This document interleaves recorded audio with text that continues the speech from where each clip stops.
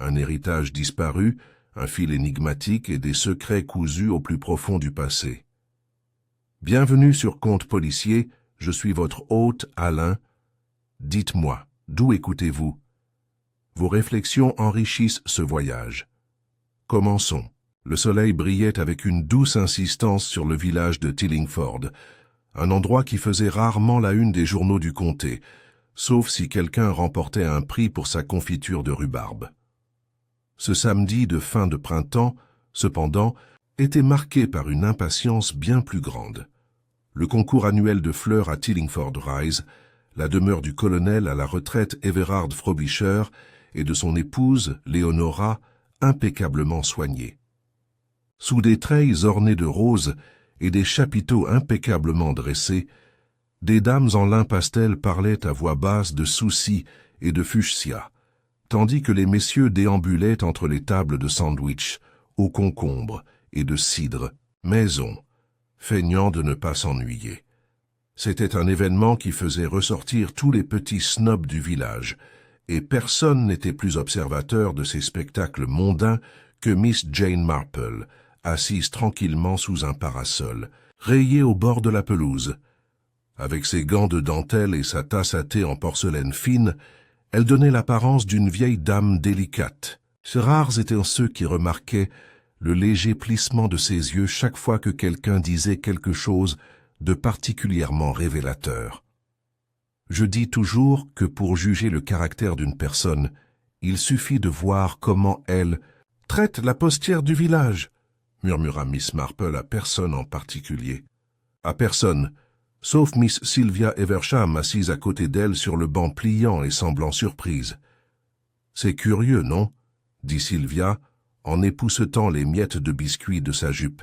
« Mais c'est vrai, je suppose. On est toujours si brusque avec cette pauvre Madame Draycott, pourtant terriblement efficace. » Miss Marple sourit, mais son attention se détourna à nouveau.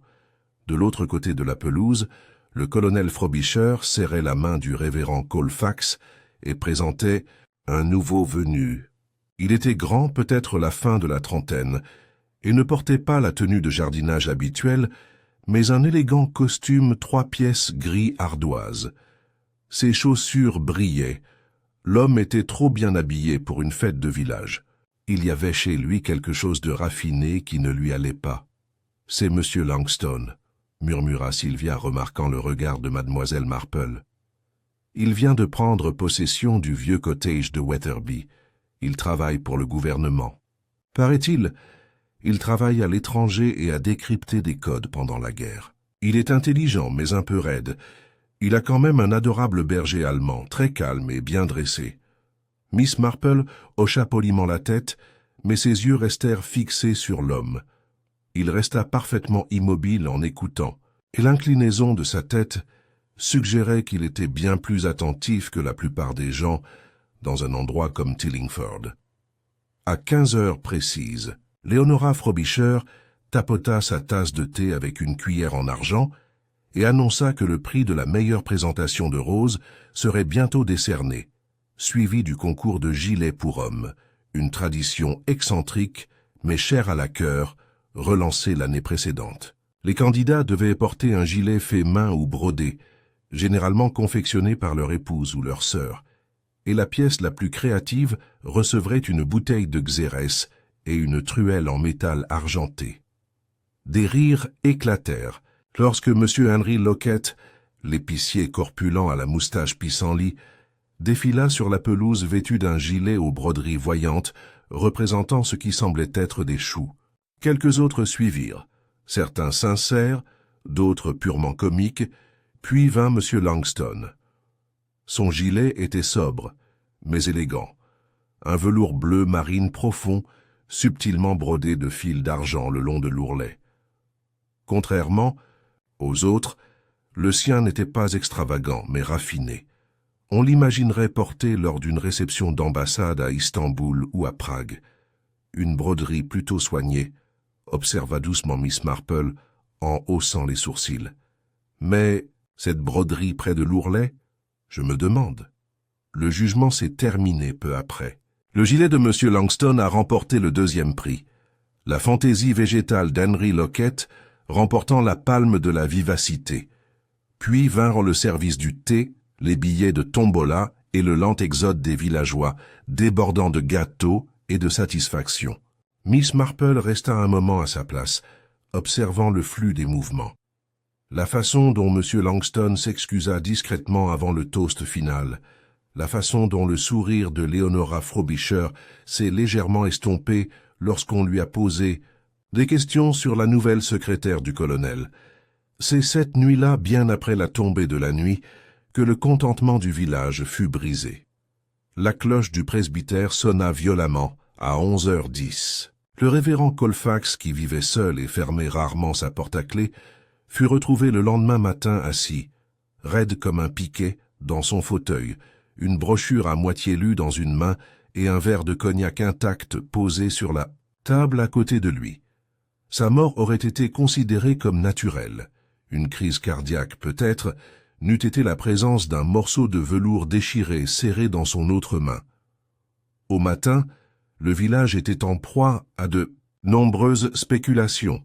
« Du poison, je vous le dis », murmura Madame Gage chez l'épicier.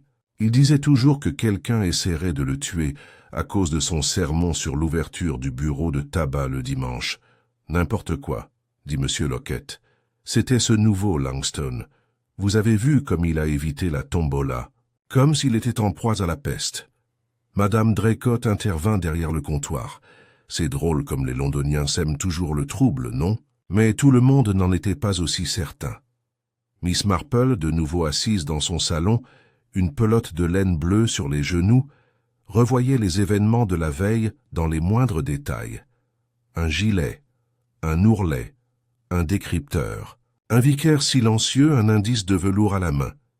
Il y avait quelque chose de terriblement grave, pensa-t-elle, mais pas de la manière dont on le supposait. Et si elle avait raison, et c'était souvent le cas, alors le révérend Colfax avait été réduit au silence, non pas pour ce qu'il avait fait, mais pour ce qu'il reconnut. Elle baissa les yeux sur son tricot et se dit doucement.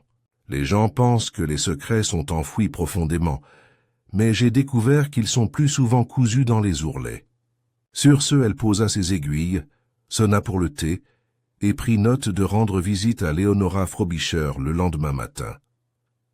Le lendemain matin, Tillingford, village endormi de dahlias et de scones, s'était transformé en un chaudron de spéculation, murmuré. La cloche de l'église n'avait pas encore sonné pour la messe du dimanche, mais les langues se déliaient déjà par-dessus les clôtures, les haies et les comptoirs polis de la boulangerie locale. La nouvelle de la mort du révérend Colfax s'était répandue à une vitesse étonnante. Et comme souvent dans les petites communautés, les premiers détails à arriver n'étaient pas des faits, mais des sentiments, des expressions de surprise, des craintes inexprimées et des murmures spéculatifs. Miss Hartley, la modiste du village, fut aperçue sortant du bureau de poste, un mouchoir humide pressé contre son nez.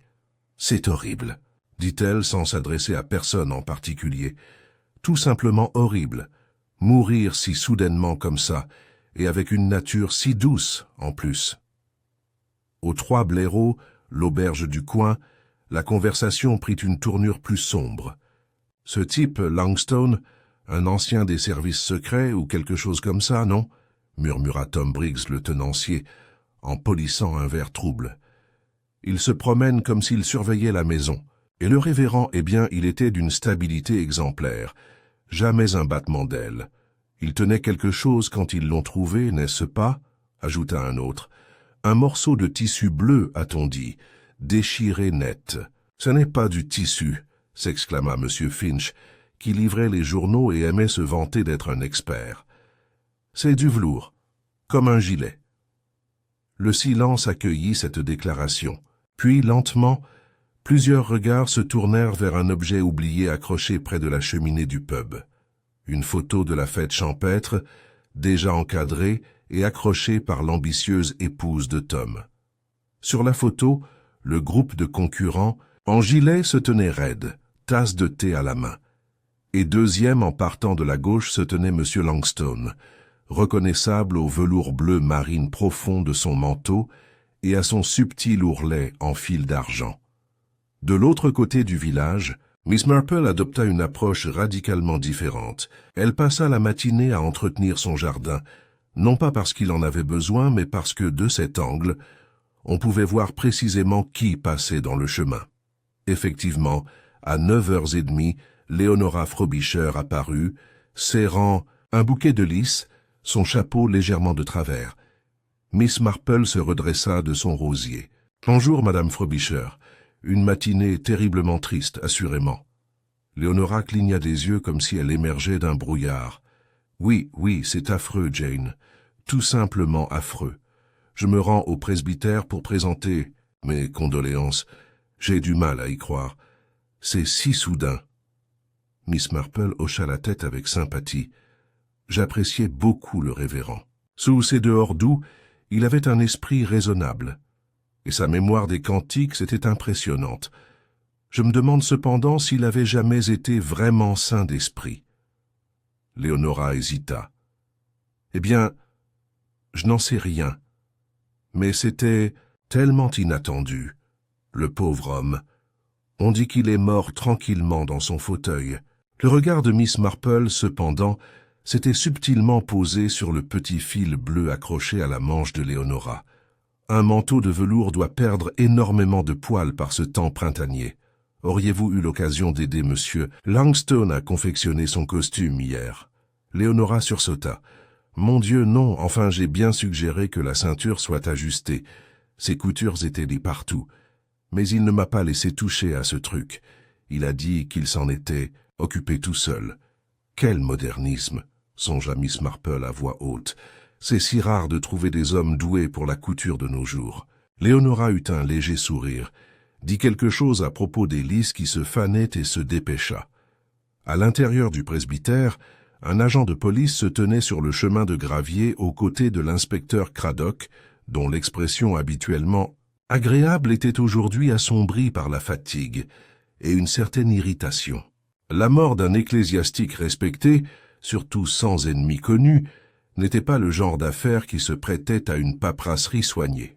« Eh bien, qu'avons-nous » demanda doucement Miss Marple, en arrivant, sans invitation, mais pas inattendu. Craddock hocha brièvement la tête. « Mademoiselle Marple, vous avez l'air d'avoir le don de vous montrer. Le vicaire semble être décédé tard hier soir, entre 22 et 23 heures environ. Il a été retrouvé avec une brochure sur les offices du dimanche à la main et un morceau de velours déchiré dans l'autre. Brandy intact, porte verrouillée, aucune trace de lutte. Et oui, avant que vous ne posiez la question, nous enquêtons sur ce concours de gilets. La couleur du velours correspond à celle de Langstone. » Miss Marple émit un bourdonnement pensif. « Et y avait-il quelque chose de brodé ?» Craddock haussa un sourcil. « Tu parles du velours ?»« Pas visiblement, » dit Miss Marple, « mais l'ourlet. Souvent, un gentleman habile avec une aiguille prend des libertés avec des fioritures cachées, des initiales peut-être. Ou, s'il a déjà travaillé dans le décryptage, quelque chose de plus cryptique. » Craddock cligna des yeux. « On n'a pas encore vérifié l'ourlet. Je pense que cela serait très éclairant, » a déclaré Miss Marple avec un sourire. À ce moment-là, une autre silhouette apparut. M. Langstone lui-même, sans chapeau, calme et impeccablement vêtu une fois de plus. S'il était conscient de la tempête qui l'entourait, il n'en laissa rien paraître. « J'ai appris la nouvelle ce matin, » dit-il à Craddock d'une voix neutre. « C'est épouvantable. Le révérend a été gentil avec moi. J'espère que vous me ferez savoir si je peux vous être utile. »« On a peut-être quelques questions à te poser, » dit Craddock d'un ton neutre. « Ça te dérangerait de nous dire où tu étais hier soir vers 22 heures? J'ai fait une promenade avec mon chien, répondit Langstone, jusqu'au vieux chemin du moulin, aller-retour. Je vis seul, inspecteur, alors je crains qu'il n'y ait personne pour confirmer mes dires. Et ce gilet en velours, tu l'as toujours? Oui, oui, répondit Langstone d'un ton neutre, même si je l'ai déchiré hier sur un clou, en allant chercher une caisse dans la remise. J'avais l'intention de le réparer. » Les sourcils de Craddock se froncèrent. Miss Marple, cependant, resta silencieuse. Ses pensées ne se portaient pas sur les paroles de Langstone, mais sur son attitude, précise, sobre et étrangement retenue. Elle avait déjà connu des militaires. Langstone n'avait pas l'inquiétude de la culpabilité, mais la vigilance d'un homme habitué à la surveillance, observateur, calculateur. Alors qu'il se tournait pour partir, Miss Marple s'avança avec un sourire. « Monsieur Langstone, pardonnez-moi, mais je n'ai pas pu m'empêcher d'admirer votre gilet hier. Tellement raffiné. Vous avez dit que vous l'aviez cousu vous-même. » Une pause. « Oui, dit-il, j'aime la broderie. Ça permet de garder les mains stables. Une compétence utile en temps de guerre, sans aucun doute, » répondit Miss Marple d'un ton léger.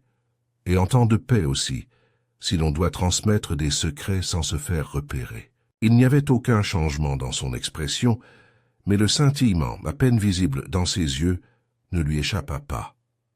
Alors que le soleil se levait plus haut sur Tillingford et que les cloches sonnaient enfin pour le service tardif, qui n'aurait jamais lieu, Miss Marple se retourna vers son cottage, son esprit se frayant déjà un chemin à travers les étranges fils du mystère. La main crispée du révérend. Un morceau de velours, un homme au passé enveloppé de silence. Et quelque chose, un petit détail que Madame Frobisher n'avait pas dit. Le passé n'était pas aussi lointain à Tillingford qu'il voulait le paraître. Bien que les ruelles pavées et les jardins parsemés de chèvrefeuilles de Tillingford soient restés intacts, un changement d'atmosphère perceptible se produisit au cours des 2 jours suivants. On aurait dit que le village lui-même avait pris une lente et prudente inspiration, incertain du moment où il pourrait à nouveau expirer en toute sécurité. Les funérailles du révérend Colfax furent programmées avec une célérité inhabituelle, compte tenu de l'agenda de l'évêque et du fait que le corps ne présentait aucun signe visible de violence. L'autopsie, bien qu'incomplète, n'avait révélé que peu de choses. « Des causes naturelles, très probablement », murmura le docteur Arbuthnot aux 3 blaireaux, mais cette main crispée, voilà une énigme. Miss Marple, cependant, n'aimait pas les énigmes. Elle préférait les schémas, ces subtiles répétitions du comportement humain qui passaient inaperçues, comme la façon dont le colonel Frobisher toussait toujours avant de mentir, ou la façon dont Madame Gage ajustait son chapeau chaque fois que quelqu'un prononçait le mot « héritage ». Ce mardi matin, Miss Marple décida de rendre une visite de courtoisie à M. Langstone. Tillingford Cottage, récemment loué à l'homme en question, se trouvait au bout de Chapel Lane, sous une voûte de hêtres. Bien que le jardin fût encore sauvage après des années de négligence, quelques parterres de fleurs avaient été soigneusement bordés et une jardinière était ornée de pensées pimpantes. Miss Marple le remarqua avec satisfaction. Quiconque entretenait une jardinière avait le sens des convenances, même si c'était pour tromper. Langstone ouvrit lui-même la porte, vêtu d'un pull anthracite et d'un pantalon repassé, les manches retroussées. Il cligna des yeux, surpris. « Mademoiselle Marple, j'ai pensé que je pourrais vous rendre l'appareil, » dit-elle joyeusement. « Vous avez été si courtois à la fête, et j'ai un petit gâteau au citron qui a particulièrement bien marché. Ça me semblait dommage de tout manger moi-même. » Sa réserve s'estompa légèrement, remplacée par une pointe d'amusement. « C'est très gentil à vous. Je vous en prie. Entrez. » Le salon était épuré, mais pas froid. Un globe terrestre bien huilé se dressait à côté d'un fauteuil, à oreilles en cuir. Des livres étaient rangés par sujet sur les étagères. Mémoires d'espionnage, grammaire russe, quelques guides de jardinage défraîchis. Un tambour à broder en cuivre, garni de soie bleue, reposait sur une table basse. « Comme c'est charmant !» dit Miss Marple en s'installant dans le fauteuil qu'il lui offrait. « J'ai toujours trouvé que la couture avait quelque chose de très apaisant, même si je n'ai jamais vraiment maîtrisé le point de satin. Ça apprend la patience, » dit Langstone d'un ton doux, « et ça garde les mains occupées quand l'esprit est agité. » « Tout à fait, » acquiesça Miss Marple en lui tendant l'éponge. « J'espère que les événements de dimanche n'ont pas été trop perturbants. » Langstone marqua une pause. « C'était étrange. Je ne connaissais pas bien le révérend, mais ça a quand même été un choc. Vous n'êtes pas la seule, dit Miss Marple en jetant un regard doux par-dessus sa tasse de thé. Leonora Frobisher a pris ça très à cœur. C'est étrange, vraiment. Je ne les aurais pas crus si proches. Langstone ne répondit pas immédiatement. J'ai remarqué qu'elle semblait nerveuse quand je l'ai vue chez le marchand de légumes hier. Ah oui, dit Miss Marple en hochant la tête. Les gens en disent souvent plus qu'ils ne le souhaitent quand ils ont peur. Il haussa un sourcil. Tu crois que quelqu'un lui a fait peur? Je crois que quelqu'un a effrayé le village, dit Miss Marple à voix basse. Et la peur, monsieur Langstone, c'est rarement ce qui est visible, c'est ce qu'on pourrait découvrir. Pendant un bref instant, le silence s'installa entre eux, puis Langstone posa sa tasse. Puis-je vous demander pourquoi vous êtes ici, Miss Marple? Elle lui adressa un sourire bienveillant. J'essaie toujours de rendre visite aux nouveaux venus, surtout lorsqu'ils ont suscité la malencontreuse curiosité des ragots du village. Je sais ce que c'est que d'être observé. Langstone la regarda plus attentivement. Vous ne me semblez pas facilement perturbé par des bavardages futiles. Oh, ça ne m'a jamais dérangé, dit-elle. En fait, j'aime plutôt écouter. On apprend tellement quand on pense qu'on n'est pas assez intelligent pour comprendre. Il sourit faiblement. En partant, le regard de Miss Marple se posa à nouveau sur le tambour à broder. Le motif n'était pas floral, il était géométrique. Des formes aux arêtes vives, des lignes se croisant à des angles. Non pas un motif esthétique, mais un code pour quelqu'un qui pensait encore en code. Dehors, le vent s'était légèrement levé, bruissant à travers les haies, comme s'il faisait écho au malaise qui avait pris racine à Tillingford. Cet après-midi-là, l'inspecteur Craddock lui rendit visite. « Je sors du labo, » dit-il en repoussant les grains de gravier de ses bottes, en entrant. « Nous en avons fini avec le morceau de velours que tenait le vicaire. Il est assorti au gilet de Langstone. Mais plus intéressant encore, il y a quelque chose de cousu le long de l'ourlet, des lettres, minuscules, presque invisibles. » Le visage de Miss Marple resta serein. « Ah bon? Quel genre de lettres? Des initiales? Avons-nous d'abord? » Pensez. Mais ce n'en sont pas, c'est une séquence. D4E7F1, et ainsi de suite. 13 caractères au total. Miss Marple hocha lentement la tête. Une notation d'échec, peut-être? C'est possible, dit Craddock. Mais ce n'est pas tout. Il y avait aussi une légère trace chimique sur le velours, une sorte d'encre invisible, probablement, utilisée pour rehausser la couture sous une lumière particulière. Nous la passons au scanner UV. Miss Marple sirotait son thé, le regard perdu dans le vide. « Dites-moi, inspecteur, Monsieur Langstone est-il votre principal suspect ?» Craddock fronça les sourcils. « Officiellement, non. Il se montre coopératif. Et techniquement, nous n'avons aucune raison de le détenir. Mais je l'avoue, ça ne colle pas. Le code, l'heure manquante, le fait qu'il n'ait pas expliqué précisément pourquoi il a cousu des coordonnées cryptées sur ses vêtements. » Miss Marple reposa doucement sa tasse. « Puis-je vous suggérer quelque chose, mon cher inspecteur ?»« Toujours. »« Ne vous focalisez pas trop sur ce que cache Monsieur Langstone, » dit-elle en joignant les mains sur ses genoux. « Demandez-vous plutôt qui savait qu'il cachait quelque chose. Parce que si le révérend Colfax est mort en tenant ce tissu, c'est qu'il a découvert le code. Et quelqu'un l'a fait taire pour ça? C'est possible, » dit Miss Marple. « Mais ce n'est pas Langstone qui m'a dit que Leonora Frobisher avait essayé de l'aider à raccommoder ce gilet. Elle a dit qu'il avait refusé.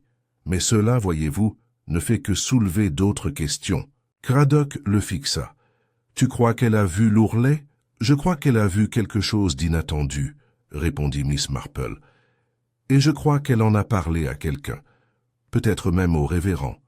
Et je soupçonne que le révérend, homme réfléchi et curieux, a examiné le gilet lui-même, à l'abri des regards. » Craddock se renversa en arrière, les sourcils froncés. « Cela signifierait que celui qui a tué le révérend ne l'a pas fait pour protéger son secret, mais celui d'autrui. » Miss Marple se leva et se dirigea vers la fenêtre. Dehors, le vent s'était fait plus persistant. Un groupe d'oiseaux s'enfuit des êtres dans un battement d'ailes soudain. « Les secrets, » murmura-t-elle. sont comme des motifs de broderie. Une seule erreur et tout le motif s'effiloche. Elle se tourna vers Craddock. Il est temps de reparler à Madame Frobisher. Et pas de fleurs. Leonora Frobisher ne se laissait pas facilement perturber. Même ceux du village qui se moquaient discrètement de son obsession pour le dressage de table et de sa ponctualité militaire reconnaissaient qu'elle avait la discipline d'une femme de colonel, ce qu'elle était, bien sûr.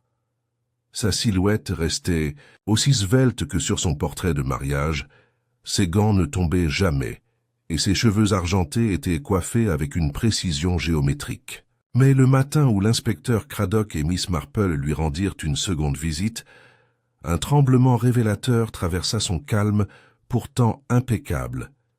Elle les reçut dans son salon de rose, où tout embaumait une légère odeur de cire, à la lavande et de laiton poli. Miss Marple déclina l'offre de thé, préférant, dit-elle, garder l'esprit clair en milieu de matinée. Craddock resta debout, les bras croisés sans agressivité, son attitude professionnelle mais alerte. Leonora lissa sa jupe et esquissa un sourire presque cassant. « Pardonnez-moi l'état de la maison. Avec tout ce qui s'est passé, il est difficile de continuer ses occupations. » Miss Marple hocha doucement la tête. « Le deuil a tendance à perturber même les plus disciplinés d'entre nous. Je me souviens du décès de la femme de mon neveu. Elle gardait toujours tout parfaitement aligné, et pourtant, après coup, les petites cuillères ont disparu dans le beurrier. » Leonora émit un petit rire sec, incertaine de son adéquation. « Oui, tout à fait. » Craddock s'avança. « Nous espérions, Madame Frobisher, que vous pourriez nous éclairer sur un point. À la fête champêtre, vous avez mentionné à Miss Marple que M. Longstone avait refusé votre aide pour son gilet. Est-ce exact ?» Leonora cligna des yeux. « Oui, je crois bien l'avoir mentionné. Ce n'était rien, vraiment.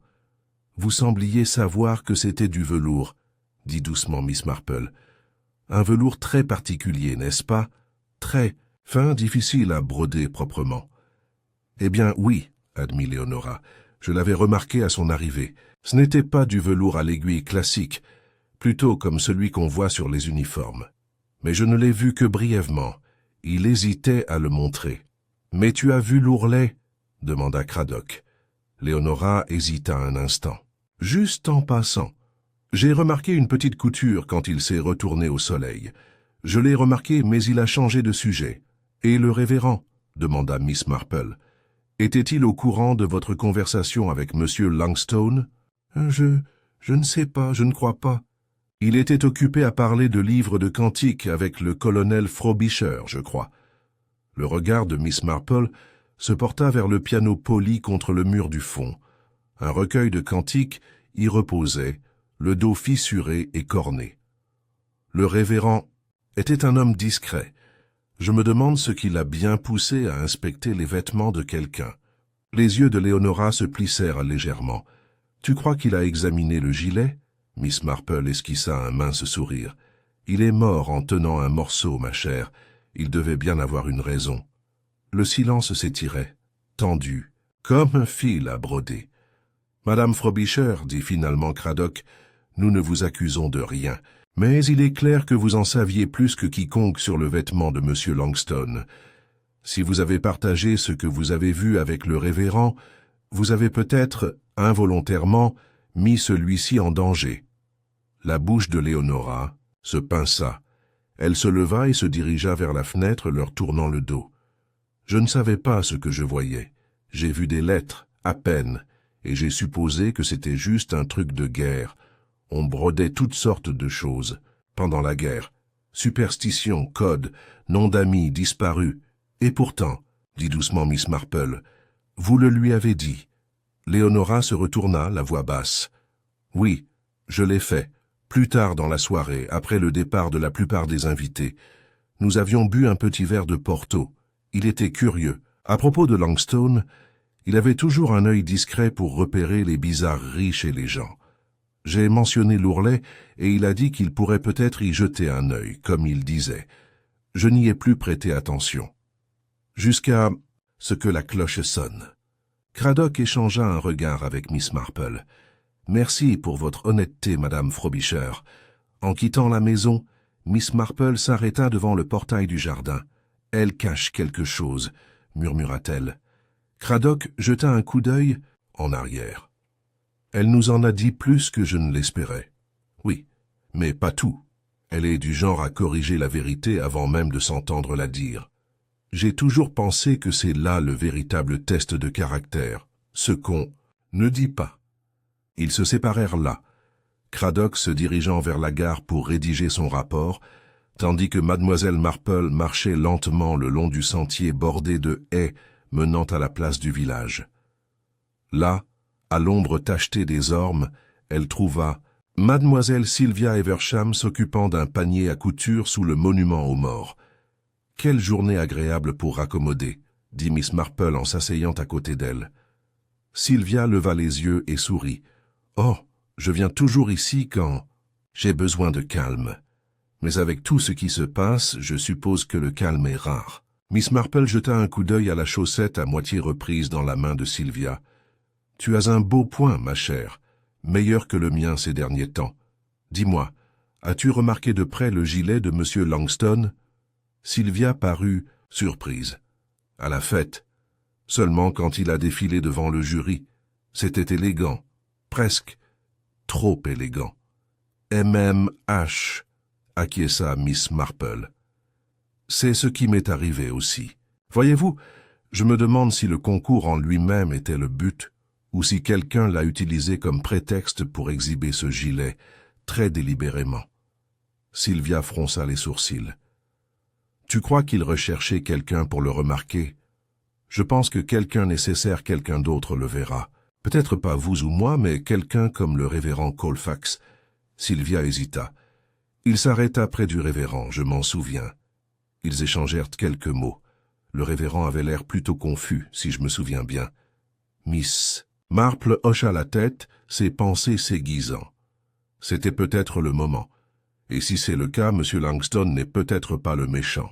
Elle se leva et remercia Sylvia, puis se dirigea vers la vieille forge à la lisière du village, aujourd'hui transformée en atelier par M. Howard Ambrose, un passionné de radio amateur et ancien cryptographe qui était, jusqu'à présent, resté bien en dehors des ragots du village. Howard Ambrose était un grand homme d'une 50aine d'années, aux cheveux blonds roux, portant des lunettes qui lui donnaient un air perpétuellement surpris. Il vivait seul et aurait perdu un frère pendant la guerre. Il prenait rarement la parole lors des événements mondains, mais était toujours présent, tapi dans l'ombre, le regard brillant de vigilance. Miss Marple le trouva en train de bricoler un appareil qui émettait une série de bips rythmiques. « Bonjour, monsieur Ambrose, » dit-elle. « J'espérais que vous pourriez m'aider. » Il leva les yeux en clignant des yeux. « Miss Marple, bien sûr. Quel genre d'aide? »« J'essaie de comprendre un peu de broderie, » dit-elle doucement. « Une suite de lettres et de chiffres. Quelque chose qui pourrait avoir un sens caché. » Ambrose se redressa. « Tu veux dire, comme un chiffre? C'est possible. » C'était cousu dans l'ourlet du gilet d'un gentleman. On m'a dit que ça ressemblait à une notation d'échec. Il fronça les sourcils. Cela pourrait être basé sur les coordonnées, pas forcément sur les échecs. Beaucoup de cartes de guerre étaient annotées selon des schémas similaires. Serait-ce un lieu? Certainement. Si vous avez la séquence complète, je pourrais essayer de la recouper.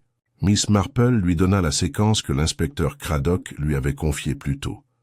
Ambrose la nota, les yeux brillants d'intérêt. « J'aurais besoin de quelques heures, » dit-il. Miss Marple hocha la tête. « Prenez votre temps. J'ai le sentiment que ce gilet est bien plus qu'un simple accessoire de mode. Et monsieur Ambrose, oui, si vous trouvez quelque chose, n'en parlez à personne avant d'en avoir parlé à moi ou à l'inspecteur Craddock. Les secrets sont devenus assez dangereux à Tillingford. » Tandis qu'elle rentrait chez elle sous l'ombre grandissante, Miss Marple repensait à la nouvelle disposition, des faits comme des pièces de puzzle prêtes à s'aligner. Il y avait trop de précision dans la mort du révérend. Trop de regards se perdaient dans la mauvaise direction. Et si elle avait raison, alors le tueur n'essayait pas seulement de cacher un secret, ils essayaient de le détruire. L'air de Tillingford était calme mercredi matin, chargé de cette tension particulière qui précède un orage. Les oiseaux étaient en plus silencieux, les rideaux tremblaient plus fréquemment, et sous le rythme apparemment placide de la vie du village, quelque chose d'inquiétant s'agitait. À la vieille forge, Howard Ambrose était debout depuis l'aube. Il avait déplacé la séquence décodée, D4, E7, F1, H2, etc., du papier à la carte, ses doigts tremblant d'une énergie qu'il n'avait pas ressentie depuis des années. Il avait fallu plusieurs heures, et une brève et hésitante consultation d'un vieux livre de chiffrement, datant de la guerre, avant que la forme ne commence à émerger, non pas un simple système de coordonnées géographiques, mais un modèle, un rappel des anciens réseaux de diffusion radio, conçus non pas pour des lieux, mais pour des fréquences de messages. À 8h10, il est sorti de l'atelier et a verrouillé la porte derrière lui. À 8h30, il frappa doucement à la porte du cottage de Miss Marple.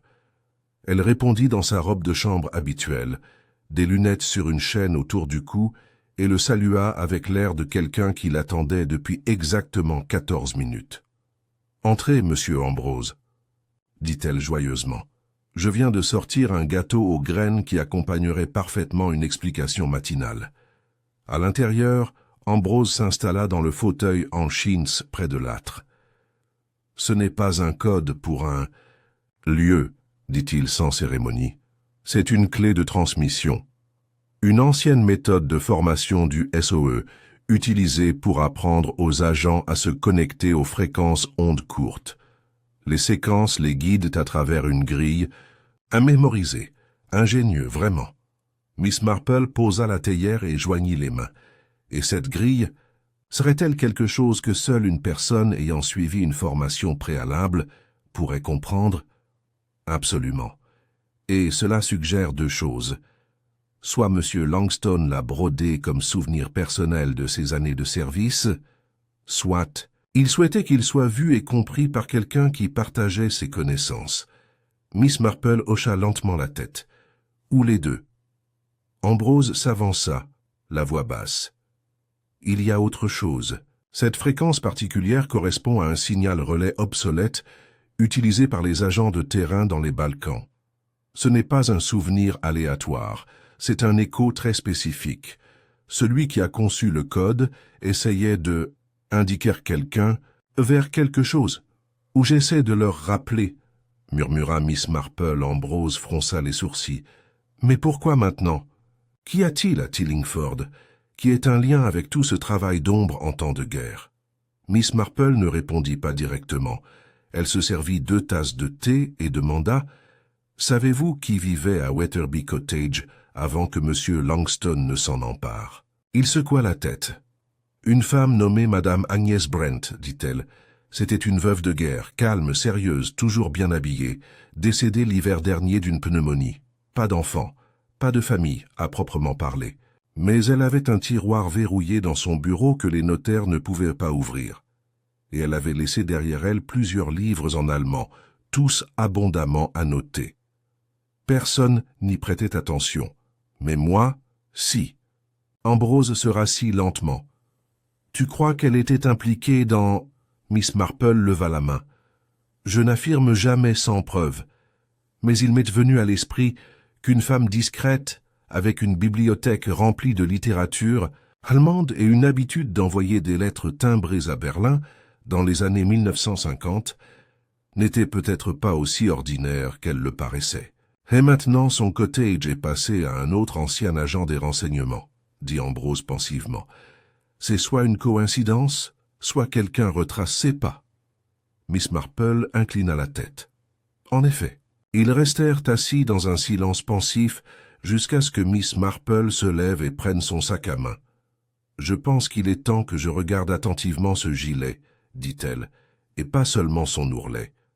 L'inspecteur Craddock avait reçu le gilet de M. Langstone comme pièce à conviction 2 jours plus tôt, soigneusement plié et rangé dans une enveloppe de papier d'archives au petit commissariat de Tillingford. Mademoiselle Marple arriva avec une détermination que Craddock avait fini par reconnaître comme inquiétante. « J'aimerais l'examiner avec l'œil d'une couturière, dit-elle, si cela ne vous dérange pas. » Craddock ouvrit l'armoire et le déposa sur un torchon propre. Le gilet était aussi élégant que dans ses souvenirs. Un velours noir, souple mais lourd, avec un fil d'argent qui reflétait à peine la lumière sur le bord inférieur. Mais Miss Marple ne se contenta pas d'admirer le travail artisanal. Elle le retourna, passant soigneusement ses doigts sur chaque couture, appuyant délicatement sur la doublure. « Que cherchez-vous » demanda Craddock en se penchant. « Une erreur, » dit Miss Marple. « Pas un défaut de conception, mais une intention dissimulée si subtilement qu'elle paraît accidentelle. Autrefois, les jeunes filles cachèrent des mots doux ou même des pièces de 2 pence dans l'ourlet d'un manteau. Une cachette pratique, si l'on savait la coudre sans éveiller les soupçons. Après quelques minutes de silence, ses doigts s'arrêtèrent. Là. Elle détacha soigneusement 3 points délicats avec une épingle de son chapeau. À l'intérieur, de l'ourlet plié fermement et repassé presque à plat, se trouvait un morceau de papier jauni, pas plus grand qu'un timbre. Craddock la prit avec des pincettes. « On dirait qu'il est là depuis des années. »« C'est possible, » dit Miss Marple, « mais je pense plutôt qu'il a été ajouté récemment. Les bords ne sont pas usés. Regardez bien, inspecteur. » Craddock l'a fait. Sur le papier, il y avait une série de chiffres. Pas des coordonnées cette fois, mais une date, 11-10-44, suivie d'un seul mot allemand, « Retour, retour. » Vers la fin de la guerre, dit-il. De retour d'où? L'expression de Miss Marple était indéchiffrable. Ni de qui? Ils savaient tous deux ce que cela signifiait. Le gilet ne contenait pas seulement de vieux codes. Il portait un message, un fil d'Ariane menant à quelque chose d'enfoui près de 30 ans plus tôt. Ce soir-là, le colonel Frobisher rendit visite à Miss Marple sans prévenir, le visage rouge, la voix presque indignée. « Dites donc. »« Jane, commença-t-il, j'ai eu une conversation des plus désagréables avec Craddock. Il semble croire que Leonora est impliquée dans des affaires d'espionnage. Absurde. » Miss Marple lui offrit un siège. « Personne n'a dit ça, colonel, mais elle a peut-être vu quelque chose qu'elle a mal compris, ou qu'elle a trop bien compris. » Il a fulminé. « N'importe quoi. Elle ne connaît rien aux codes ni aux chiffres. Elle organise la fête champêtre et écrit à l'archidiacre au sujet des modèles de prie-dieu. « Asseyez-vous, Everard, » dit doucement Miss Marple. « Vous n'êtes pas ici parce que vous la croyez innocente. Vous êtes ici parce que vous savez qu'elle cache quelque chose. » Frobisher hésita, puis s'affala dans le fauteuil. « Je l'ai trouvée en train de brûler des lettres dans la cheminée hier soir, » dit-il doucement. Il disait que c'était de vieilles bêtises de sa tante, mais elle tremblait. Je n'ai pas vu ses mains trembler depuis le télégramme sur Dunkerque. Miss Marple hocha la tête solennellement. « Je ne lui ai jamais demandé ce qu'elle faisait pendant la guerre, » murmura le colonel. « Elle disparaissait pendant des jours. Elle disait qu'elle aidait le service volontaire féminin. Mais je l'ai vue une fois parler allemand, à une femme dans une gare, aussi facilement qu'on veut. Quand je lui ai posé la question, elle m'a répondu qu'elle l'avait appris au lycée. Certaines écoles sont plus performantes que d'autres, dit mademoiselle Marple. Vous pourriez peut-être lui poser la question à nouveau. Mais qu'est-ce que cela a à voir avec la mort de Colfax? Miss Marple se leva et regarda par la fenêtre. La lune était basse sur les toits de chaume de Tillingford, argentant tout ce qu'elle touchait. Je crois que le révérend Colfax est mort parce qu'il a vu l'ourlet, a-t-elle déclaré. Pas seulement la broderie, mais le message caché. Et je crois que quelqu'un d'autre l'a vu aussi. Quelqu'un qui ne pouvait pas se permettre de laisser ce message tomber entre de mauvaises mains. Et tu penses que Leonora?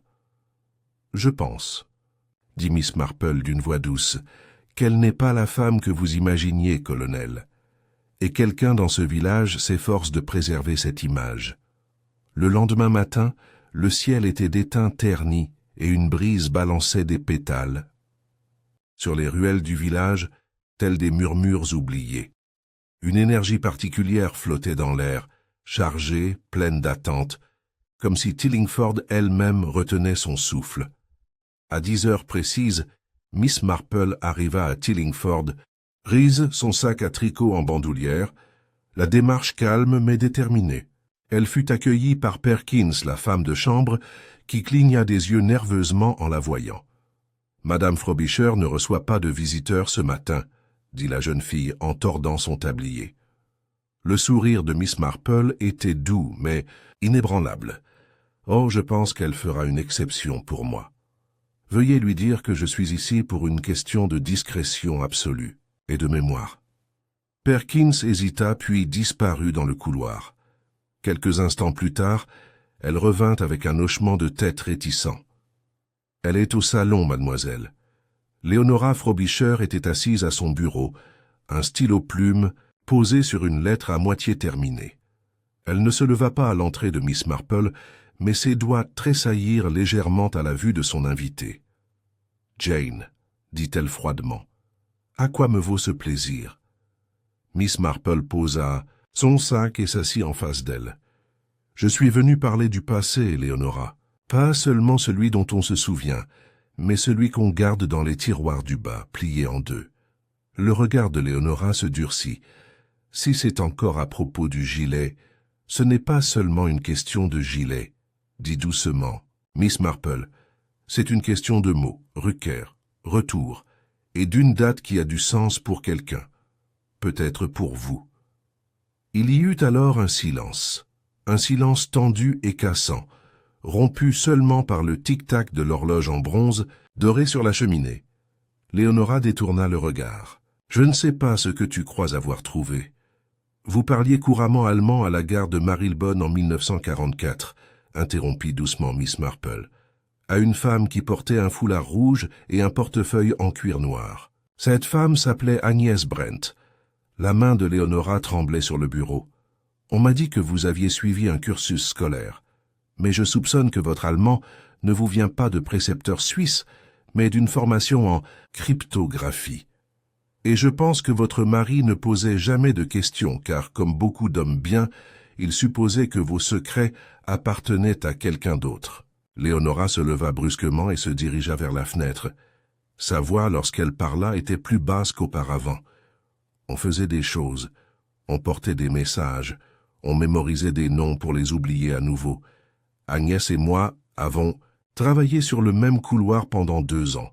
Puis elle a disparu, simplement disparu. J'ai cru qu'on l'avait enlevée, ou abattue, je ne l'ai plus jamais revue. Miss Marple hocha la tête, jusqu'à ce qu'elle apparaisse à Tillingford, 30 ans plus tard, se présentant comme veuve de guerre. Léonora se retourna. Mais je n'ai pas savoir, pas sûr, jusqu'à ce que je voie ce gilet. Les coutures, c'était son style.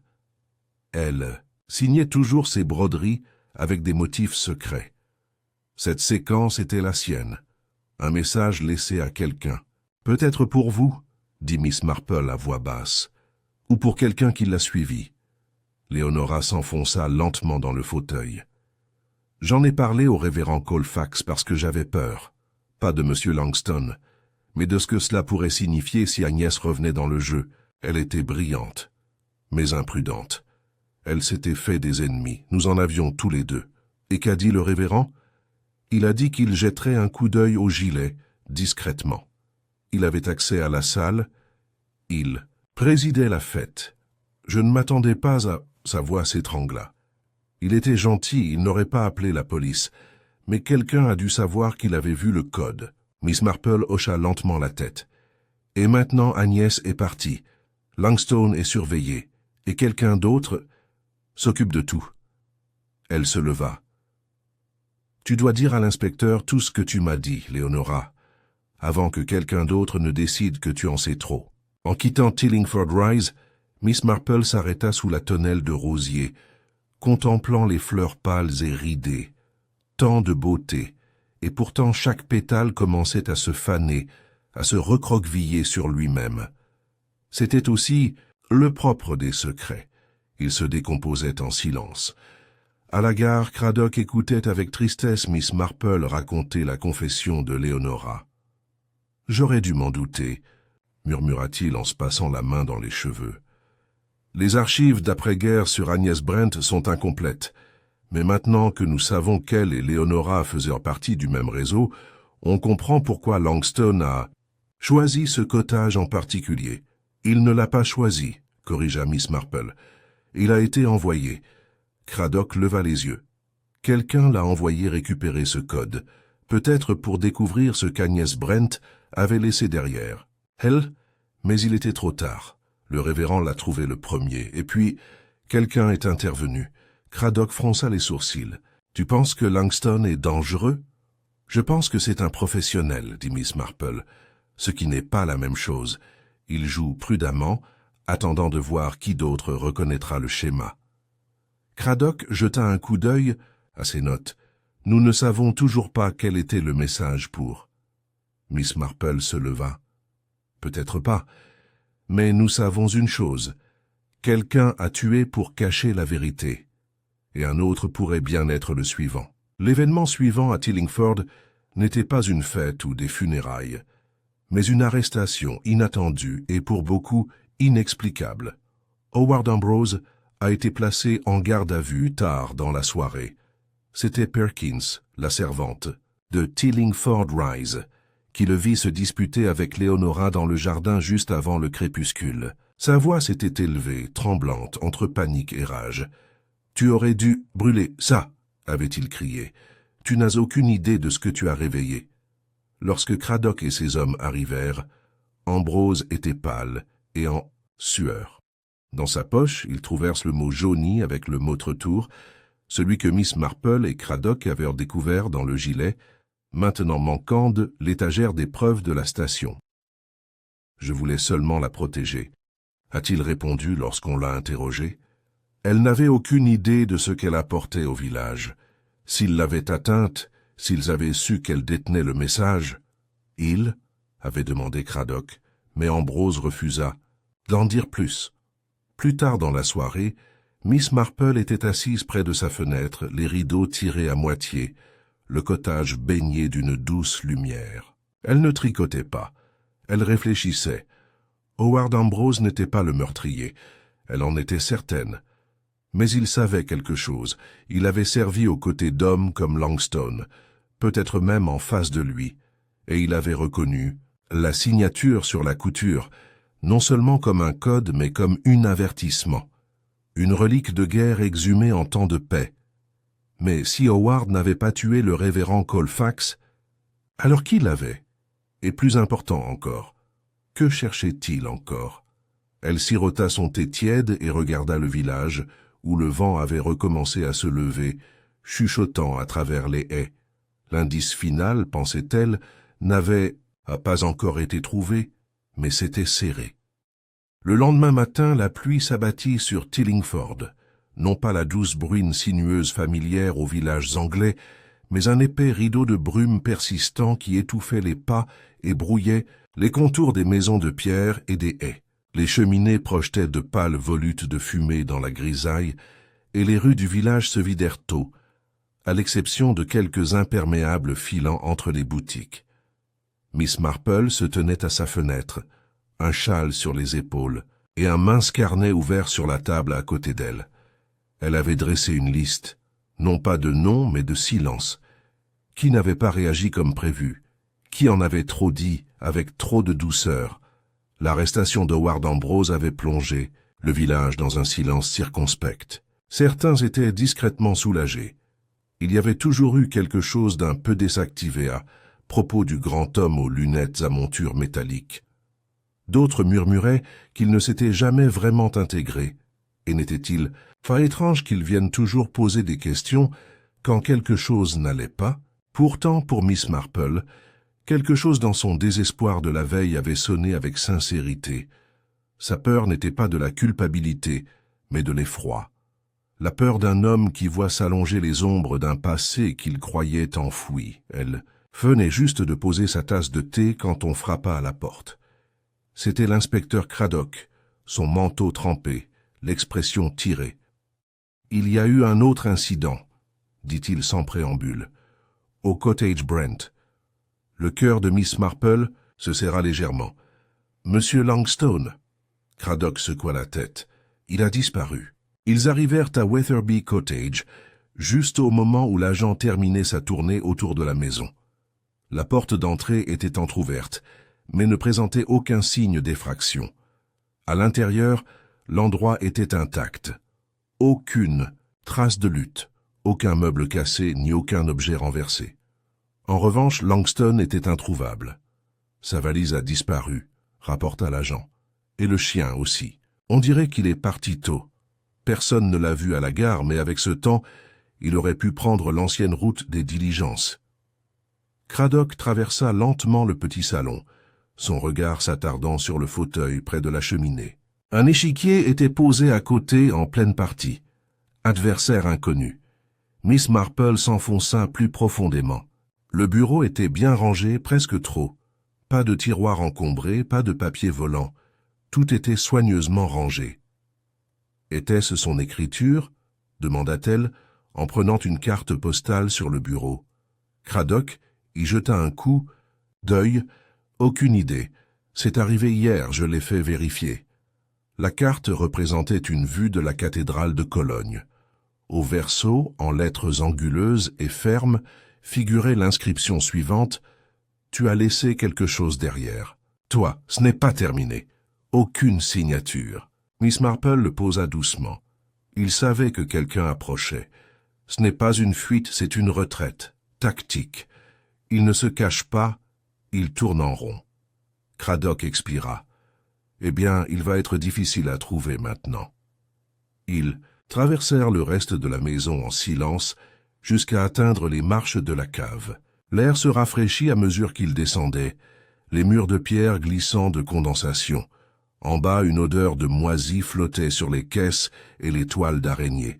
Mais ce qui a retenu leur attention, c'est un carré de briques dans le mur du fond, légèrement entrouvert. Craddock le détacha avec son canif. Derrière, enveloppé dans du ciré, se trouvait un petit carnet en cuir, usé mais intact. Miss Marple le prit avec précaution. « Elle l'a caché », murmura-t-elle. L'écriture d'Agnès Brent remplissait les pages, précise, méthodique. Ce n'était pas un journal, mais des observations codées, des noms, des initiales, des points de contact, et même des croquis à l'encre délavée de ce qui semblait être des superpositions de cartes. Les entrées les plus récentes dataient de 1970, et l'une d'elles en particulier fit s'arrêter la main de Miss Marple. Le gilet est terminé, le code est cousu, le message est pour Leonora, elle doit s'en souvenir. Ils viendront le chercher. Craddock regarda par-dessus son épaule. Alors Langston n'était pas la seule à observer Leonora. Miss Marple plissa les yeux. Non, mais s'il ne travaillait pas seul, qui d'autre savait ce qu'Agnès avait fait? Elle s'est retournée vers l'avant. Je ne fais plus confiance à l'homme du village. Il pose des questions maintenant, trop. Il surveille l'église. Je crois qu'il a des soupçons. Craddock se raidit. Le révérend. Miss Marple hocha la tête. Il a dû l'interroger avant sa mort, peut-être même la confronter, et quand Langston est arrivé, portant le gilet qu'elle avait décrit, il a su qu'il s'était passé quelque chose entre eux. Il a trouvé le message. Mais il n'en a pas compris le sens. La voix de Craddock était sombre, et personne ne pouvait prendre le risque qu'il le découvre. Ils restèrent silencieux, le carnet ouvert comme une blessure entre eux. En milieu d'après-midi, la pluie s'était transformée en fine brume. Miss Marple rentra chez elle, la tête pleine de filles volant, et avec le sentiment grandissant que quelqu'un avait guidé le jeu depuis le début. Ni Langston, ni Ambrose, mais une troisième main discrète et méticuleuse. Elle sortit à nouveau son carnet et ouvrit une nouvelle page. Possibilité. Langston arrive délibérément. Au vieux cottage d'Agnès Brent. Le code du gilet est une création d'Agnès. Suggère un contact ou un message. Le révérend découvre un message, peut-être alerté par Leonora. Ambrose réagit avec panique, pas avec culpabilité. Leonora connaissait Agnès, mais craignait son retour, elle s'arrêta. Que cherche-t-il à protéger ou à récupérer? La réponse, commençait-elle à soupçonner, ne se trouvait pas dans le carnet ou le gilet, mais dans la mémoire de Léonora. Si Agnès avait vraiment fait le code pour elle, alors Léonora possédait autrefois un savoir désormais ravivé. Un souvenir, longtemps enfoui mais dangereux entre les mains de ceux qui se souvenaient mieux qu'elle. Ce soir-là, Miss Marple rendit une nouvelle visite au Frobisher. Le colonel était absent pour une réunion du conseil paroissial, et Léonora l'accueillit avec le calme de quelqu'un qui essaie de garder son calme. « J'ai reçu un appel extrêmement pénible, » dit-elle aussitôt. « La police pense que Monsieur Ambrostuel révérend. Je leur ai dit que c'était absurde. »« Je suis tout à fait d'accord, » dit Miss Marple en s'installant dans le canapé. « Il craignait le message, oui, mais il le craignait parce qu'il le reconnaissait. Ce genre de peur ne pousse pas au meurtre, elle pousse à la dissimulation. » Léonora resta assise, raide, les doigts noués sur ses genoux. Alors qui a fait ça? Miss Marple l'observa. Qui d'autre était au courant pour le gilet? Personne. Pas vraiment. Es-tu sûre? Léonora hésita. Eh bien, mon mari a peut-être entendu quelque chose. Je ne lui ai pas dit ouvertement, mais Everard n'est pas aveugle. Il savait que j'avais travaillé pendant la guerre. Nous n'en avons jamais parlé. La voix de Miss Marple était basse. Sait-il qu'Agnès et toi avez été collègues? Une autre pause. Non, je ne lui ai jamais dit. Miss Marple croisa les mains. Alors comment le tueur a-t-il su qu'il devait d'abord frapper le révérend? Léonora la regarda avec de grands yeux effrayés. Tu penses que quelqu'un de proche de moi? Je crois que quelqu'un de proche a attendu longtemps pour protéger quelque chose, ou pour empêcher qu'un secret ne ressurgisse. À ce moment-là, la porte d'entrée s'ouvrit et la voix du colonel Frobisher résonna dans le couloir. Léonora se leva rapidement, son visage indéchiffrable. Miss Marple resta assise, les yeux calmes mais perçants. Elle avait vu le scintillement dans le regard de Léonora, pas de la peur mais reconnaissance. Un nom lui était venu, une possibilité. Et si Miss Marple ne se trompait pas, le dernier fil commençait à se détacher de l'ourlet. 1 heure après le coucher du soleil, Tillingford s'était installé dans un silence qui ne survenait qu'après un orage. Fenêtres tamisées, rideaux tirés, feux allumés pour lutter contre l'humidité persistante.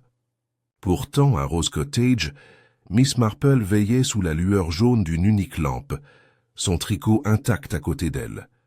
Le feu crépitait doucement dans l'âtre, mais ses pensées étaient loin du confort domestique. Elle avait vu le regard dans les yeux de Léonora Frobisher lorsque le colonel Frobisher était rentré chez lui, reconnaissance. Et autre chose, non pas de la culpabilité, mais de l'hésitation. Un instant de répit où l'instinct luttait contre le devoir. Miss Marple l'avait déjà observé chez une jeune femme qui avait caché la vérité sur le crime de son frère, non par malveillance, mais par amour. Ce soir, Miss Marple n'avait aucune intention d'affronter à nouveau Léonora. Pas directement. Elle avait besoin d'un dernier test. Un fil psychologique se déclenchait juste au bon endroit pour voir qui sursautait et comment. Et pour cela, elle aurait besoin du colonel Frobisher lui-même. Le lendemain matin, le colonel Frobisher reçut, c'est un mot poli remis en main propre. Écrit de la cursive précise de Miss Marple, il lui demandait de lui rendre visite brièvement pour une question de bienséance militaire. Curieux et légèrement amusé, il arriva à 11 heures précises. Miss Marple l'accueillit à la porte avec sa chaleur habituelle. « Entrez, Everard. Je ne vous retiendrai pas longtemps. Je me suis simplement remémoré de vieux souvenirs et je voulais vous demander votre avis. » Elle le conduisit dans le salon, où le thé était déjà servi, et où une assiette de biscuits au gingembre l'attendait. Le colonel, toujours figé par la formalité d'un homme habitué aux structures de commandement bien ordonnées, accepta une tasse et s'installa dans le fauteuil en face d'elle. « Je me demandais, commença doucement Miss Marple, si vous vous souveniez bien des mouvements de votre régiment à l'automne 1944, surtout autour du 10 novembre. » Le colonel cligna des yeux. « Mon Dieu, c'est précis. On était près de Maastricht, je crois. On nettoyait des poches de résistance. Et avant ça, il fronça les sourcils. Du côté de Düsseldorf. Pourquoi cette question? Je réfléchissais au nombre d'hommes ayant servi dans le corps des transmissions, qui ont été réorientés vers des missions de renseignement, souvent sans reclassement officiel. Cela a créé de curieux chevauchements, vous ne trouvez pas? Frobisher parut mal à l'aise pour la première fois. Jane, s'il s'agit de cette histoire avec Ambrose et Langstone, je n'ai pas le droit de discuter de sujets confidentiels, quand même après toutes ces années. Miss Marple prit une gorgée de thé. Oh, je comprends parfaitement, et je ne m'attendrai jamais à ce que vous rompiez le silence officiel. Je me demandais simplement si, peut-être, vous saviez que votre femme avait autrefois travaillé comme agent de liaison pour l'antenne bruxelloise du service spécial de renseignement. La tasse de thé s'arrêta à mi-chemin de ses lèvres. « Non, dit-il enfin. Elle m'a dit qu'elle avait fait de la traduction et du chiffrement, mais pas de liaison directe.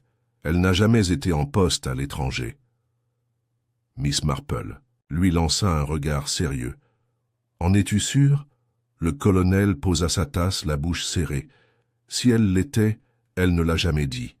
Et franchement, je ne vois pas quel rapport cela pourrait avoir avec quoi que ce soit maintenant. Je crois, dit doucement Miss Marple, que votre femme a reçu quelque chose en 1944, quelque chose qu'elle a promis de protéger, quelque chose lié à Agnès Brent. Je crois qu'elle a si bien tenu cette promesse qu'elle l'a consciemment oubliée, jusqu'à ce que le code du gilet lui rappelle tout cela. Frobisher se leva brusquement. « Accusez-vous ma femme d'espionnage ?»« Non, dit Miss Marple, mais je suggère qu'elle n'est pas la seule dans ce village à avoir porté un uniforme qui cache plus que des médailles. » Son expression changea alors, non pas en colère, mais en quelque chose de bien plus dangereux, la réflexion. Un subtil durcissement de ses traits, la posture d'un homme réévaluant un champ de bataille. « Que voulez-vous dire, Miss Marple? Je suggère, dit-elle doucement, que l'homme qui connaissait le mieux Agnès Brent n'était ni Howard Ambrose, ni M. Langstone, ni même Leonora. C'était vous. » Frobisher retint son souffle. « Vous étiez son supérieur hiérarchique, poursuivit mademoiselle Marple, peut-être même son supérieur hiérarchique. Vous l'avez recrutée pour une mission dont elle ne pouvait jamais parler. Et lorsqu'elle a refait surface à Tillingford l'année dernière, achetant discrètement un cottage à son nom, vous avez compris qu'elle n'était plus qu'un souvenir. » La mâchoire du colonel Frobisher se serra. « Vous vous trompez. Vraiment ?» dit doucement Miss Marple. « Elle est morte d'une pneumonie, certes, mais vous avez veillé à ce qu'elle ne reçoive aucune visite. C'est vous qui avez récupéré ses affaires pour le notaire. Vous avez même supervisé la vente de son cottage à M. Langstone par l'intermédiaire d'un ancien contact dans l'armée. Mais vous n'aviez pas prévu une chose. » Frobisher la regarda fixement, immobile. « Tu ne pensais pas qu'Agnès cacherait le message dans l'ourlet d'un gilet.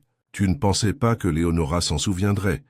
Et tu ne pensais certainement pas que le révérend le remarquerait pendant la fête. Pourtant, il ne dit rien.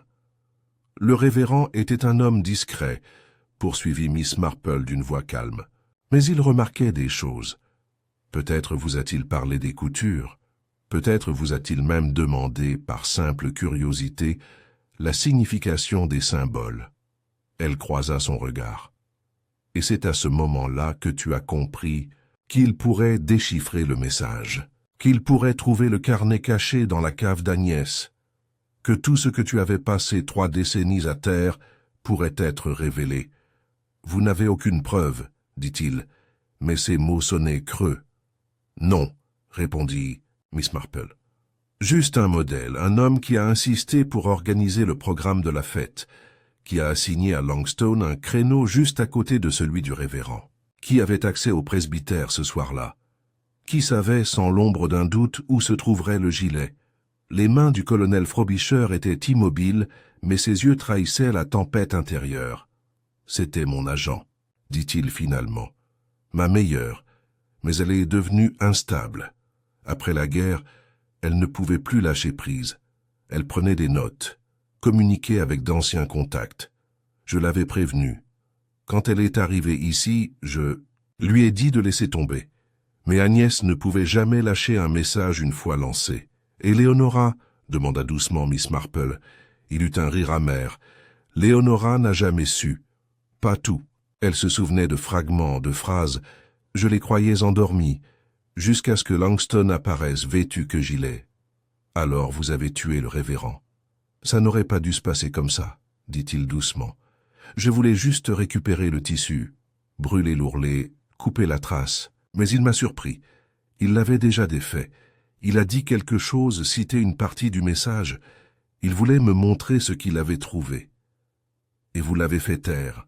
Je n'avais pas le choix, dit-il. Un message. Un nom. C'est tout ce qu'il aurait fallu. Et cela aurait détruit tout ce qu'elle protégeait. Les yeux de Miss Marple brillaient d'une tristesse silencieuse. Il y a toujours un choix, colonel.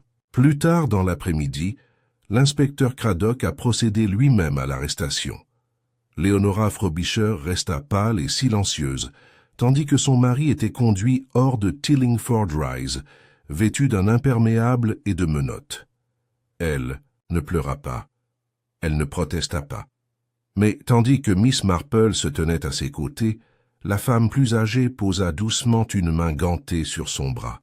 « Je suis vraiment désolée, » murmura Léonora. « Moi aussi, ma chère, » dit Miss Marple. « Tu essayais seulement de te souvenir de la vérité. Il a passé sa vie à essayer de l'oublier. En fin de compte, ce n'est pas le code du gilet qui a résolu le mystère. C'était l'homme qui craignait ce que cela pourrait réveiller. Le lendemain matin, le ciel au-dessus de Tillingford était d'une teinte plus claire, lavé par l'orage, de la nuit précédente. La rosée scintillait sur les feuilles et les ruelles pavées sentaient légèrement la mousse et la terre humide.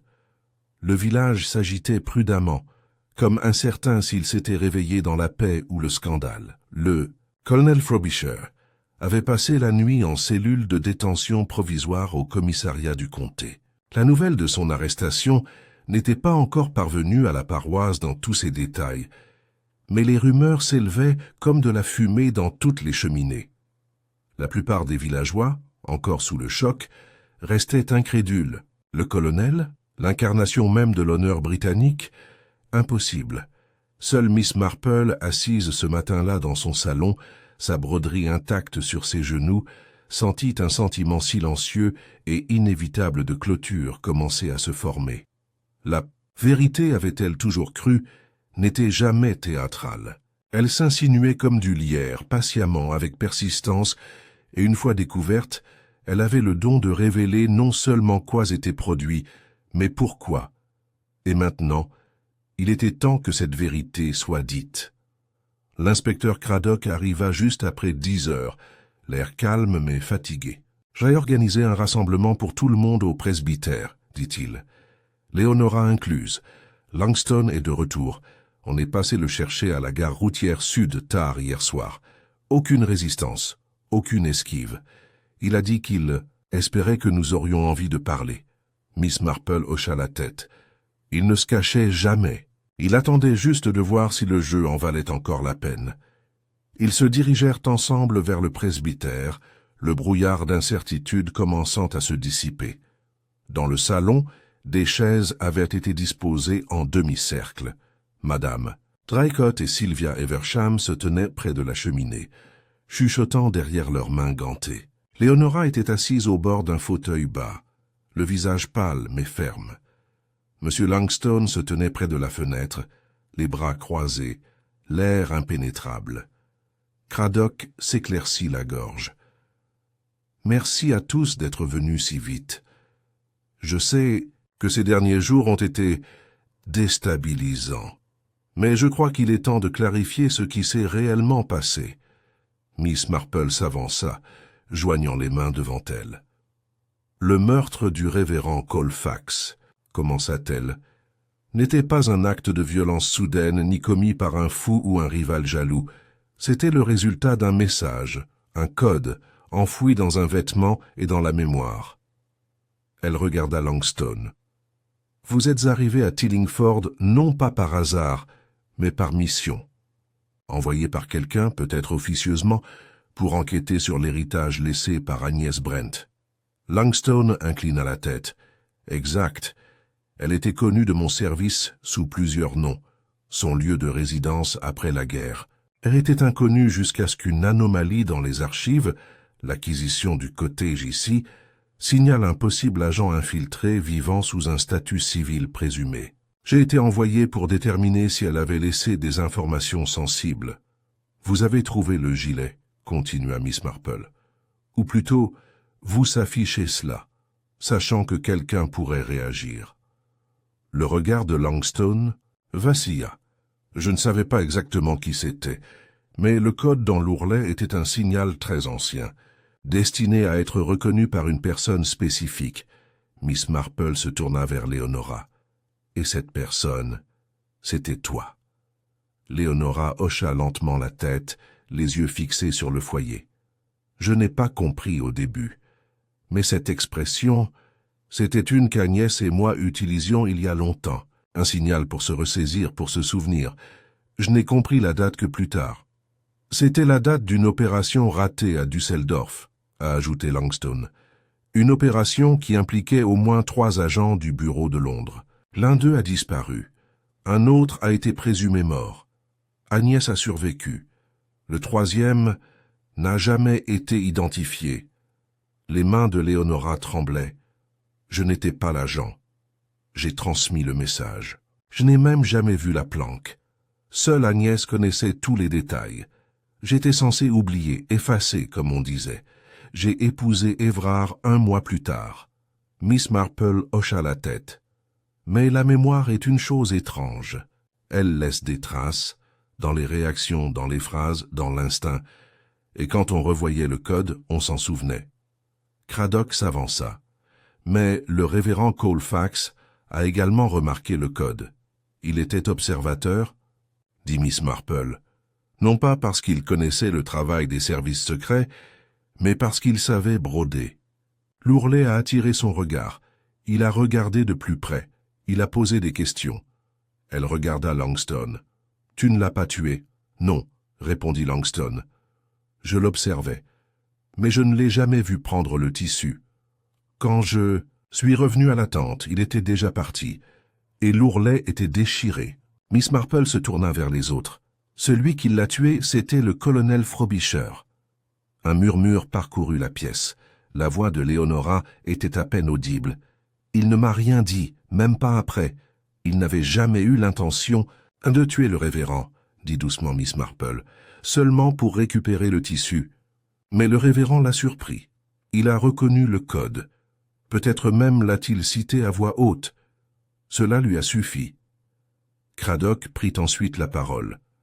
Le colonel Frobisher l'a confirmé dans sa déclaration. Il estimait que le message d'Agnès mettait en danger la stabilité de certaines opérations de couverture en temps de guerre. Il agissait, prétendait-il, pour protéger son pays. Mais il se protégeait aussi, ajouta doucement Miss Marple. C'était le 3e nom, celui qui a disparu pendant la mission de Düsseldorf. Il est resté caché toutes ces années pour ne jamais refaire surface, jusqu'au retour d'Agnès à Tillingford. Langstone reprit la parole. Nous le croyions mort, ou emprisonné. Son nom a été effacé des archives, mais c'est le colonel Frobisher qui a ordonné la mission, et c'est lui qui l'a ratée. Quand Agnès a refait surface, il a paniqué. Miss Marple hocha la tête. Il a essayé de l'intercepter. Il l'a trouvée malade. Il savait qu'elle n'en avait plus pour longtemps. Il a fouillé son cottage mais n'a rien trouvé. Ce n'est que plus tard qu'il a découvert ce qu'elle avait fait, ce qu'elle avait cousu. La pièce était silencieuse. Leonora se leva lentement. Il ne me l'a jamais dit, pas une seule fois durant toutes ces années. Je savais qu'il avait des secrets, je crois même que je les acceptais. Mais je n'aurais jamais imaginé... Ce n'était pas votre destin, dit Miss Marple. Les meilleurs agents vivent souvent pleinement dans des rôles qu'ils ignorent même jouer. Sylvia Eversham, restée silencieuse jusqu'à présent, s'avança d'une voix tremblante. Mais le code, qu'est-ce que était ça? Qu'est-ce que ça voulait dire? Langstone regarda Miss Marple, qui lui fit signe de répondre. Ce n'était pas une instruction tactique, c'était un enregistrement. Le compte rendu final d'une mission qui avait mal tourné. Les coordonnées d'un lieu où quelque chose avait été enterré. Des papiers, pensons-nous. Peut-être des identités. Un message laissé à un survivant pour qu'il le récupère et le détruise, ou peut-être le transmette si le monde changeait. Suffisamment pour l'exiger. Et le mot « retour » demanda Sylvia. Les yeux de Langston se plissèrent. Cela signifiait un retour, mais pas une personne. Un règlement de compte. La voix de Miss Marple était douce. Finalement, elle est revenue. Pas comme une menace, pas comme une arme, mais comme la vérité. Craddock regarda autour de lui. Le colonel Frobisher sera formellement inculpé. Il y aura une enquête discrète. Mais pour l'instant, cette affaire est considérée comme close. Il y eut un long silence, tandis que le poids des années s'installait. Puis Miss Marple se tourna vers Leonora et lui prit la main. « Nous portons plus que des souvenirs, ma chère. Nous portons des échos. Et tu n'as jamais été le danger. Seulement l'écho qui lui rappelait ce qu'il avait fait. » Leonora ne répondit pas. Elle se contenta de serrer la main de Miss Marple et d'acquiescer une fois. Ce soir-là, tandis que les lampes vacillaient dans les chaumières et que l'odeur du pain chaud flottait dans les ruelles, la vie reprit son rythme. Le soleil disparaissait derrière les collines, et Tillingford, à jamais transformé, retrouva tranquillement son calme. À Rose Cottage, Miss Marple a finalement repris son tricot. Le schéma était complexe, tordu, tissé de peur, de fierté et de loyauté. Mais le point final avait été fait, et dans la paix qui suivit, elle pensa, comme toujours, non pas au crime ou au code, mais aux gens, de la profondeur avec laquelle nous nous cachons tous, et comment, parfois, même le plus petit ourlet peut contenir la vérité. Les jours qui suivirent la révélation s'écoulèrent lentement, comme si l'air même de Tillingford s'était épaissi de reflets. Le soleil revint, discret et diffus, projetant des reflets chaleureux sur les parterres de fleurs et les fenêtres des cuisines. Mais le village n'était plus tout à fait le même. Les portes du presbytère restèrent fermées pendant 15 jours. L'église, autrefois emplie du doux cadencement des sermons du révérend Colfax, résonnait désormais faiblement sous la surveillance temporaire d'un vicaire de passage. Les Saintes, villageois, y pénétrèrent d'un pas plus discret, et lorsque les prières furent prononcées, une certaine incertitude persistait, moins liée à la foi qu'à ceux qu'ils croyaient connaître. L'arrestation du colonel Frobisher n'avait pas été rendue publique dans son intégralité, mais des rumeurs circulaient sur des secrets de guerre et une trahison. Certains disaient qu'il avait été un agent double, d'autres insistaient sur le malentendu et qu'il serait de retour pour Noël. La vérité, complexe et profondément humaine, se situait quelque part entre les deux. À Tillingford Rise, Leonora Frobisher évoluait dans la maison tel un fantôme dans une pièce de théâtre autrefois familière. Le silence y était désormais plus profond, non seulement à cause de l'absence de son mari, mais aussi du manque de certitude. Elle s'était toujours crue incarnée dans l'ordre, la discipline et un patriotisme discret. Mais elle vivait désormais au milieu de fragments, de souvenirs, d'affections, d'illusions tenaces brisées par un simple point de suture. Miss Marple, à sa manière discrète, tenait à lui rendre visite chaque jeudi matin. Elle ne parlait guère du colonel. Elle parlait plutôt de choses pratiques, les bulbes de tulipes, le besoin du presbytère pour un nouveau prie-dieu, les raideurs articulaires de Miss Hartley. Mais sous ces échanges empreints de douceur se cachait une compréhension silencieuse. Certains chagrins étaient trop vastes pour être nommés, et reconstruire sa vie ne commençait pas par une révélation, mais par de petites routines. C'était, au cours d'une de ses visites, une semaine après la dernière réunion au presbytère, que Leonora a sorti une boîte de vieux papiers. « C'étaient les siens, dit-elle simplement. Je ne les ai pas encore ouverts. Je ne sais même pas ce que c'est. Mais ils étaient toujours sous clé dans son bureau. » Miss Marple jeta un coup d'œil à la boîte. Elle était banale, en chêne, avec des ferrures en laiton ternies par le temps. Elle hésita. « Peut-être, dit-elle prudemment, cela pourrait t'aider à chercher. Non pas des réponses, mais pour comprendre. Ensemble, ils ont soulevé le couvercle. À l'intérieur se trouvaient des lettres, dont beaucoup étaient adressées à EF et rédigées de diverses mains. Certaines portaient des sceaux officiels, d'autres des cachets personnels. Mais une enveloppe se démarquait, jaunie et fragile, scellée à la cire. Elle ne portait aucun timbre, seulement un seul trait au crayon délavé, à ouvrir en cas de retour. Les mains de Leonora tremblaient lorsqu'elle l'ouvrit. La lettre qu'elle contenait était brève, dactylographiée sur du papier fin, l'encre s'estompant. Si elle revient, c'est que le message a survécu. Brûlez-le. N'impliquez personne. N'attendez pas. Il y a des noms dans ce code qui ne pardonnent pas. Le message n'est pas le mien. Mais le silence qu'il garde a été mérité. Qu'il finisse avec moi. If Leonora ne dit rien, mais ses yeux étaient remplis de larmes. Miss Marple lui toucha doucement le poignet. Ce n'était pas la culpabilité qui le motivait, dit-elle doucement. C'était la peur de ce que la guerre nous fait devenir, de ce que la paix exige que nous oublions. Howard Ambrose fut libéré quelques jours plus tard. Aucune charge ne fut retenue contre lui. L'inspecteur Craddock, avec son ton laconique, présenta des excuses discrètes qu'Ambrose accepta d'un hochement de tête sec et d'une allusion au poids bureaucratique de la justice. Lorsqu'il croisa Miss Marple sur la place du village la semaine suivante, il lui ôta son chapeau. « Tu avais raison, dit-il. C'est elle qui a eu le dernier mot, pas lui. Elle l'a toujours fait, répondit Miss Marple avec un petit sourire. Ambrose quitta Tillingford peu après. Aucune adresse de réexpédition, M. Longstone partit également, non sans avoir rendu une dernière visite à Rose Cottage. Ce n'était pas censé être public, dit-il à Miss Marple autour d'une tasse de thé. Rien de tout cela. Nous l'avions perdu depuis des années. Lorsque le chalet a été soumis à l'examen, la directive était simplement d'évaluer, pas d'intervenir. Et pourtant, dit Miss Marple, vous êtes entré dans la fête. J'avais besoin que quelqu'un le remarque. J'ai admis Longstone, et je soupçonnais quelqu'un serait. C'était le seul moyen de vérifier si le message avait été activé. Tu n'étais pas le seul à regarder, répondit-elle doucement. Mais tu étais le seul à écouter. Longstone termina son thé et se leva.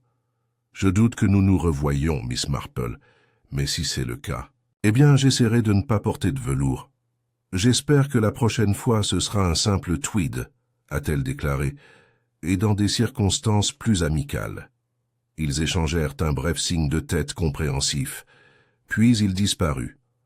L'automne arriva tranquillement à Tillingford. Les feuilles virèrent au vert, et les parterres furent débarrassés des dernières fleurs de l'été. Le village, comme toujours, commença à se régénérer par l'habitude. Les cercles de tricot reprirent, les cloches de l'église sonnèrent à nouveau et les enfants reprirent leur jeu de saut à la corde dans la ruelle. Mais certaines choses ont changé. Le presbytère portait désormais une petite plaque en laiton sous la cloche. À la mémoire du révérend Colfax, un homme aux questions posées avec calme et à la gentillesse constante. Leonora, elle aussi, commença à se comporter différemment. Elle reprit sa place au comité paroissial et on la vit de nouveau parmi les étals du marché du jeudi. Mais il y avait désormais en elle une douceur, une grâce moins rigide, une chaleur plus humaine. Le masque de la perfection était tombé, et ce qui émergeait à sa place était plus vrai. Quant à Miss Marple, la vie reprit son cours habituel, tricot, lettres, goûter avec les visiteurs, un intérêt discret pour les ragots du village, ponctué de quelques silences pensifs, qui signifiaient qu'elle pensait bien plus qu'elle ne le laissait paraître.